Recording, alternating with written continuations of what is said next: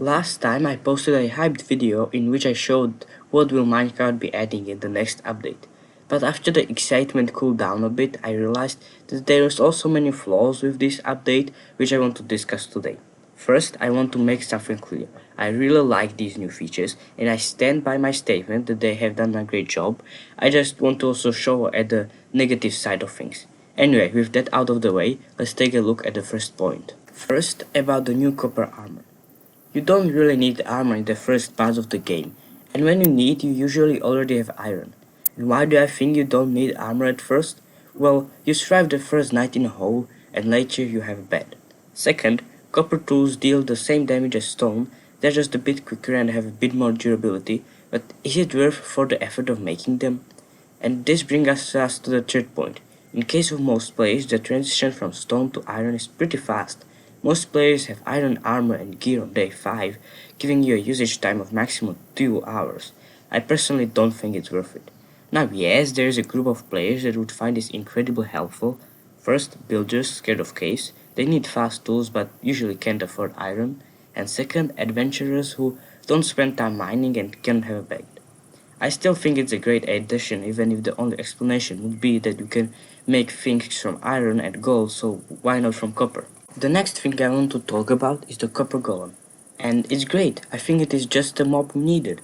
And as I pointed out in my previous video on this topic, this idea of a all-purpose item searcher just in one mob seems a bit overpowered. I mean, until now YouTubers have spent hours building storage systems and now this one mob. Now don't get me wrong, I love the copper golem and his functionality, it just feels a little bit off. The next thing I'm worried about is that which it actually works as they presented it.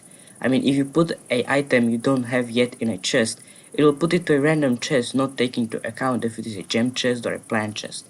And since it is checking inventories of all the chests in his radius, I fear he might be too laggy to be useful.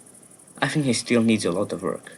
The next thing I want to look into is purely cosmetical, but I would still like to point it out.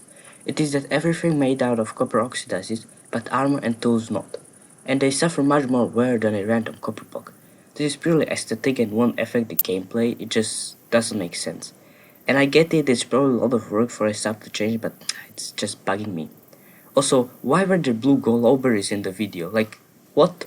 They said it was an error, but how can you make an error like that? Those are screenshots from the game.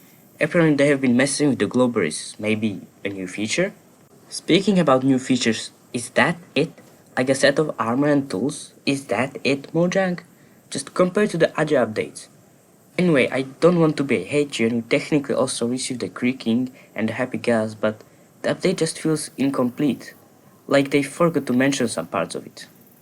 Anyway, I think I might have gotten a bit carried away. I still think it's a great, but it just needs a lot more work.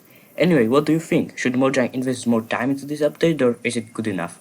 Let me know in the comments. Goodbye!